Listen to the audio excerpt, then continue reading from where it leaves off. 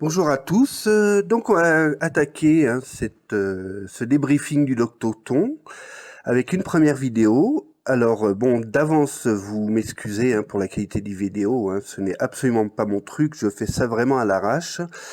Et malheureusement, il y a tant à dire que je ne pourrais pas faire ça sous forme de thread Twitter ou quelque chose dans ce genre. Donc on va faire une petite vidéo, des petites vidéos vite fait que je vais segmenter en plusieurs parties, parce qu'il y a quand même beaucoup à dire là-dessus. Je ne vais pas reprendre tous les fakes qui sont dits un par un, parce qu'il y en a énormément. Là, déjà, pendant les 4 premières heures que j'ai faites, il y en a beaucoup. Voilà, donc on va déjà s'attaquer un peu à la personnalité des participants, des organisateurs aussi, et vous verrez qu'il y a plein de choses intéressantes à découvrir. On va donc commencer par présenter un peu qui organise ce Doctoton. Alors il faut savoir d'abord que c'est parrainé par des grands noms que vous connaissez certainement, Christian Perron, Martine Vonner, l'association Alliance Humaine Santé Internationale de Astrid Stuckelberger, une association qui se dit une ONG, mais qui n'est absolument pas une ONG, qui flirte entre le sectarisme et le charlatanisme, avec comme parrain notre monsieur Cuissard de National, Francis Lalanne. Voilà, je pense que vous faites déjà une idée très précise de qui sponsorise ce Doctoton. Après, alors au niveau de l'association qui organise ça en elle-même, alors c'est une association que je ne connaissais que de nom, mais dont je n'avais pas vraiment enquêté dessus. Ça s'appelle les Colères des rues. Alors c'est intéressant, donc c'est une association qui a été créée en mai 2020, donc tout au début de la crise, qui est une émanation en fait de groupe Gilets jaunes. Bon, ça comme beaucoup de ceux qui se sont prononcés contre un peu tout dans cette crise, beaucoup viennent des Gilets jaunes. Voilà, donc c'est une association qui évidemment est anti-tout, qui est anti-confinement, anti-masque, anti-pass sanitaire, anti-vaccin, enfin voilà, dès que c'est possible d'être contre quelque chose, cette association est contre. Alors c'est une association, bien sûr, vous n'en doutez, à but très lucratif, sur lesquels, bon, chaque jour, il y a des appels aux dons sur la page Facebook, avec pas moins quand même de 4 cagnottes. Donc il faut savoir il y a 3 cagnottes sur Hello Asso, une cagnotte pour soutenir le mouvement, une cagnotte pour soutenir les victimes du Covid, une cagnotte pour soutenir les victimes de la vaccination, et enfin, une dernière cagnotte sur Litchi pour soutenir les médiateurs. Alors, je ne sais pas ce que c'est les médiateurs, mais en tout cas, ce qui est sûr, c'est que ça va dans leur poche. Voilà, donc ils veulent des sous, beaucoup de sous. Et autre chose que j'ai découvert de très intéressant sur cette association, c'est que si on va donc sur leur compte VK, donc VK, ce réseau social russe, ce Facebook russe là, qui est relativement prisé de l'extrême droite, et ben on découvre qu'il y a tout un tas d'annonces pour des passes sanitaires à vendre. Voilà, il y en a tous les jours, plusieurs par jour. Voilà, donc c'est une association qui fait la promotion des faux passes sanitaires également. Donc là, il commence par une petite interview du professeur Perron, qu'on ne présente plus, monsieur une fake news toutes les 30 secondes environ. Si vous avez vu un de mes threads récents sur son interview chez Spoutnik, voilà, il faisait à peu près un mensonge toutes les 30 secondes. Donc là, il est dans la continuité, on va pas le changer, fidèle à lui-même, donc il nous sort un peu toutes ces fakes habituelles. Ensuite, alors Alexandre Pénas. Alexandre Pénas est un journaliste aux médias Cairo, je ne sais pas comment ça se prononce. Donc, c'est un média anti-système, voilà, qui n'est pas forcément complotiste. C'est pas de l'acabit de François ou de Réseau International. Mais bon, voilà, c'est du genre, voilà, le pass sanitaire, c'est du nazisme, voilà, vous voyez un peu le genre de propos. D'ailleurs, bon, c'est un média belge qui diffuse en direct ce Doctoton. Donc on commence par le docteur Philippe de Chazourne, donc c'est un médecin réunionnais. Un médecin au mois de septembre, hein, qui a passé quelques heures en garde à vue, hein, dans le cadre d'une enquête sur des manifestations anti-vax illégales, hein. Voilà, il est connu pour avoir aussi fait pas mal de désinformation sur les effets secondaires, hein, du vaccin. Donc voilà, on est clairement sur un médecin anti-vax. Ensuite, le docteur Pascal Trotta, donc rien à voir avec Silvano Lune Creuse Trotta, hein. Donc là, il s'agit bien d'un médecin bien connu de la sphère complotiste, hein, qui a même droit à sa fiche sur Conspiracy Watch, hein, voilà, bien souvent cité sur les sites conspirationnistes, voilà. Le Covid, c'est un coup d'État. Il dénonce les mesures liberticides, anti-masques, anti-confinement et compagnie. Hop, alors on ne sait pas vraiment qui c'est, si c'est un médecin, quoi que ce soit. Enfin bon, elle doit être américaine ou canadienne, hein, vu son accent. Enfin, on comprend qu'elle nous fait un discours anti-vax, il faut se méfier des vaccins. Voilà. On continue avec VP. Donc VP, c'est un gastro-entérologue, membre de Réinfo Covid, hein. Donc c'est un médecin qui le dit, hein, qui a été dénoncé à l'ordre des médecins par un de ses patients. Donc non, ce n'est pas un soignant collabo qui l'a dénoncé, non, c'est bien un de ses patients. Donc, classique, hein, les traitements précoces, le Covid, c'est un complot pour asservir la population, voilà, rien de bien neuf. Emmanuelle Drall, alors elle, ce n'est pas un médecin, c'est une chercheuse en informatique à l'université d'Aix-Marseille, hein, on ne rigole pas. Elle est membre du collectif Enfance Liberté, hein, donc un collectif anti-masque, anti-vax pour les enfants. Et en fait, c'est surtout connu, c'est qu'elle a participé à l'article polémique de Laurent Muccelli, hein, sur les pseudo-effets secondaires du vaccin par milliers, hein. Donc voilà, c'était une des co-autrices de cet article qui a été rétracté avec fracas, hein, de Mediapart, hein. Frédéric Pastureau, donc médecin anesthésiste, hein, qui est pas vraiment connu sur les réseaux. Voilà, bon, il nous tient des propos classiques, promotion de l'hydroxychloroquine, le vaccin, c'est un vaccin expérimental, hein, le classique, hein. Le docteur Jean-Luc Mirabel, donc un médecin généraliste, hein, bon, qui en arrêt d'activité pour non-vaccination. Voilà, qui nous fait le classique, faites vos propres recherches, hein, si voilà, il faut que les médecins se renseignent par eux-mêmes et écoutent pas la doxa, enfin voilà, en gros c'est ça, hein. Le docteur Julia, alors le docteur Julia, c'est un médecin coordinateur en EHPAD, hein, qui nous dit qu'elle n'exerce plus de son propre choix, donc on sait que ça veut dire qu'elle s'est fait virer, pro-hydroxychloroquine et farouchement anti-vax, ce qui est quand même un peu limite pour un médecin d'EHPAD, hein.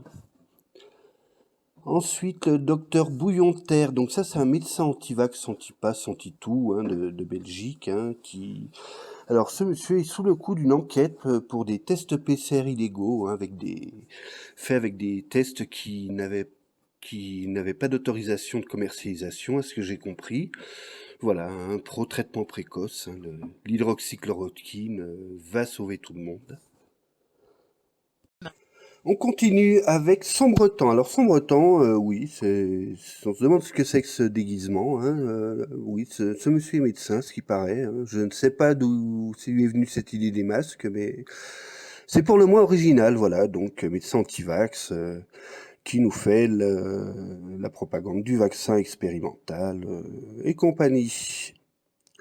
Ensuite, Véronique. Alors Véronique, c'est un médecin généraliste qui, elle, fait dans l'originalité. Maintenant, elle nous parle de l'ivermectine, hein. On n'est plus sur l'hydroxychloroquine, maintenant on passe à l'ivermectine comme traitement miracle.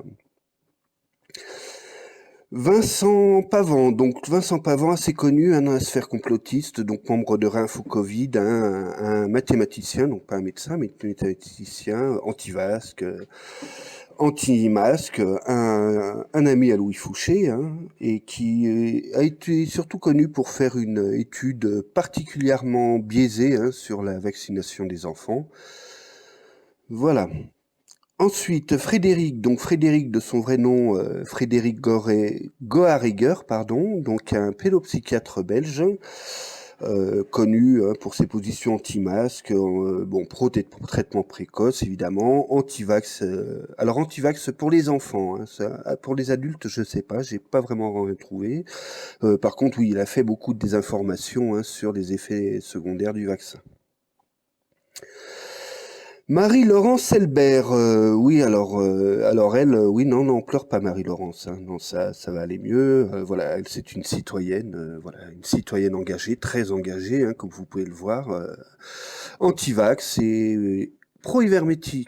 Tiens, la deuxième pro-ivermectine. Astrid Stuckelberger, on ne la présente plus, donc la chef de file de la sphère complotiste suisse, hein, docteur en psychologie, hein, aucun diplôme en médecine, hein, c'est juste un docteur en psychologie. Voilà, on en a parlé, hein, je pense elle est assez connue, elle est assez déglinguée aussi. Hein, elle a notamment hein, fait une vidéo où elle appelait à la violence hein, sur les personnels soignants, il me semble, enfin voilà. Là, on a Michel Sim. Ah non, pardon, c'est Hélène Banoun, excusez-moi. Donc, une pharmacienne, membre de Réinfo Covid, hein, qui est connue pour de nombreuses désinformations hein, sur le Covid, ben, comme beaucoup de membres de Réinfo Covid. Hein. Alors, Judith Rémy, alors c'est une cardiologue, anesthésiste, réanimatrice. Alors, je ne savais pas qu'on pouvait cumuler. Alors, patiente pro-Raoult, hein, qui nous fait son bon discours, on ne soigne pas les gens, on interdit de soigner les gens, le vaccin, c'est la thérapie génique, elle nous invente des effets indésirables à droite et à gauche, aucun recul, ça on ne l'avait pas encore eu, aucun recul sur la vaccination, c'est bien. Et chose intéressante, hein, pour cibler le personnage, c'est que sur YouTube, on retrouve une vidéo d'elle d'il quelques années où on la voit faire la promotion de l'auto-guérison. Donc voilà, comme son nom indique, l'auto-guérison, eh ben, on guérit soi-même. Voilà, ça cible le personnage. Caroline, médecin homéopathe acupuncteur, hein, ça c'est quelque chose aussi qui va revenir beaucoup. Hein. Donc qui nous fait un discours quand même assez empreint de spiritisme, hein, donc on sent qu'elle est quand même un peu perchée. Laurent Montesino, alors c'est un médecin anesthésiste réanimateur hein, qui a pas mal fait parler de lui l'été dernier, en fait en se faisant passer pour un médecin de l'hôpital Bichat, alors que pas du tout, il était médecin à l'hôpital américain de Neuilly. Donc c'est un médecin qui est poursuivi avec d'autres par l'Ordre national des médecins pour sa désinformation sur le Covid. Salim Laïbi, alors lui aussi bien connu dans la sphère complotiste, donc ce monsieur est dentiste, hein, et c'est surtout connu, c'est en fait le créateur et l'animateur de la chaîne Le Libre Penseur, hein, donc une chaîne de désinformation hein, qui est bien ancrée à l'extrême droite, hein, on va dire. Brigitte Baudin, un médecin qui a été suspendu, qui est anti-masque, anti-vax, voilà, qui déconseille la vaccination à ses patients, voilà, c'est la raison de sa suspension. Priska la jeunesse, donc médecin anti-vax, qui nous fait un discours, voilà, où comme quoi tous les médecins sont dans le tort, hein, qu'ils sont une minorité à avoir raison et que les médecins doivent s'éveiller. Donc là, même si elle dit non, non, je ne suis pas complotiste, on sent quand même le discours hein, qui tend vers le complotisme. Hein. Alors Brigitte, elle, non, comme vous pouvez le constater, ce n'est pas Brigitte Lahaine, non, c'est un médecin qui a été suspendu pour ne pas être vacciné, hein, suspendu en septembre, et qui nous minimise les chiffres, hein, comme quoi on exagère les chiffres du Covid. Cécile, c'est un médecin généraliste, donc qui est pro-traitement précoce, hein, pro-hydroxychloroquine, hein, qui considère que le Covid c'est une maladie banale, une maladie hivernale. Hein. Alors par contre, qui rentre dans un what the fuck complet en disant que les soignants ne veulent plus recevoir les non-vaccinés. Donc alors ça, c'est la première fois que j'entends ça. Bon.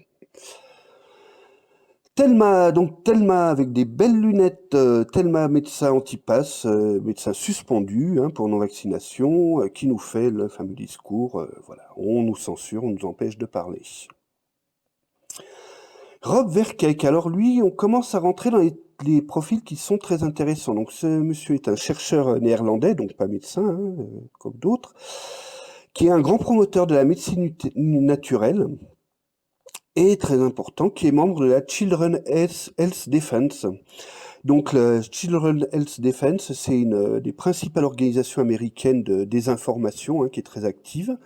C'est notamment cette association dont est membre Robert F. Kennedy Jr., qui est considéré, je crois, comme l'une des 12 personnes responsables de 65% de la désinformation sur les réseaux sociaux.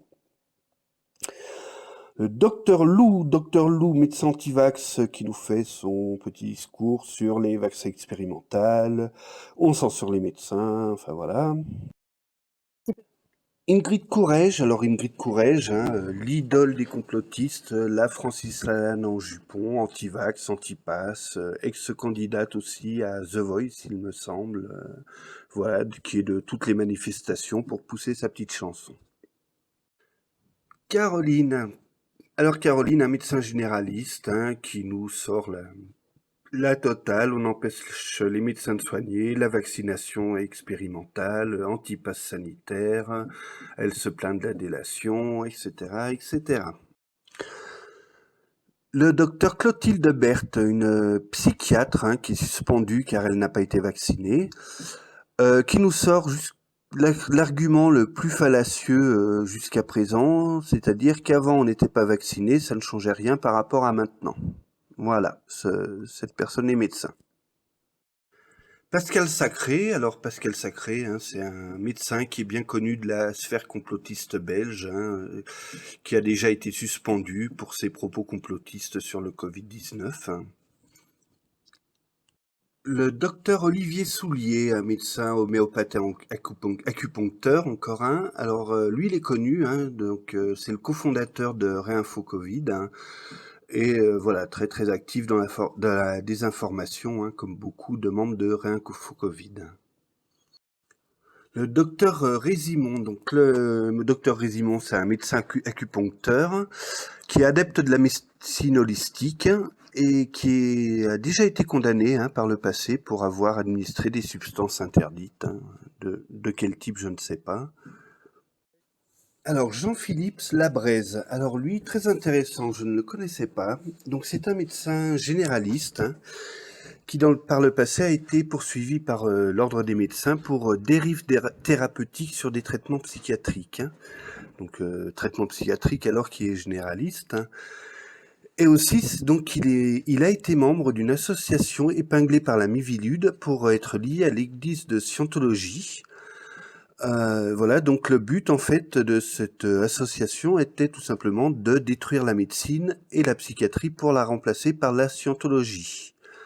Voilà, donc je ne sais pas si ce médecin exerce encore, mais le profil est très particulier. Adeline Cronier, donc un médecin radiologue, qui est inconnu au bataillon, et qui vient là juste pour nous sortir une grosse désinformation sur Ventalia et leur pseudo-scandale du Pfizergate, qui, rappelons-le, ne concernait qu'un sous-traitant sur 166 qui ne change rien du tout au résultat des essais sur le vaccin. Enfin voilà, elle termine par toute sa propagande anti-Pfizer par une référence complètement honteuse, je suis Charlie. On se demande ce que ça vient faire là, mais ça n'a rien à voir avec Charlie. Anaïs. Alors Anaïs, c'est une gériatre anti-vax, encore une, qui nous fait un peu la totale, donc la thérapie génique, qui nous invente des effets néfastes à foison, qui nous parle de propagande et de censure gouvernementale. Enfin voilà, on a vraiment la totale. Alors par contre Anaïs, il y a quelque chose de très très intéressant, c'est qu'Anaïs a 31 ans et dit avoir été diplômée il y a 5 ans. Donc Anaïs a eu son diplôme de médecine à 26 ans, sachant qu'il faut 10 ans d'études. Ça veut dire qu'Anaïs, soit est très précoce et a attaqué la fac de médecine à 16 ans, soit Anaïs, c'est une grosse menteuse. Et enfin, on termine par Caroline, une pédopsychiatre qui a été suspendue pour non-vaccination et qui nous tient ici des propos anti-masques. Voilà, c'est donc fini pour cette première partie, hein, pour ces 4 premières heures. Donc, sans surprise, hein, on découvre toujours, enfin, on ne découvre rien, c'est toujours les mêmes discours, le vaccin expérimental, la thérapie génique, les discours anti-masques, pro-hydroxychloroquine, pro-ivermectine. Enfin voilà, on s'y attendait un peu, hein, c'est pas vraiment une surprise. Ce qu'on constate, eh ben, évidemment, c'est que, bon, déjà, bien sûr, ce ne sont pas tous des médecins, mais qu'on trouve énormément, hein, de médecine parallèle, hein, d'acupuncture, d'homéopathie, de médecine holistique, enfin, voilà. Donc, c'est quand même, pour la plupart des médecins avec des profils très particuliers. Alors, par contre, ils nous annonçaient 300 médecins. Pour l'instant, en 4 heures de vidéo, on en est à même pas une trentaine, hein, donc... il va falloir se bouger un peu les fesses pour la suite, hein, parce que sinon les 300, on va jamais les avoir. Allez, à plus pour la prochaine vidéo.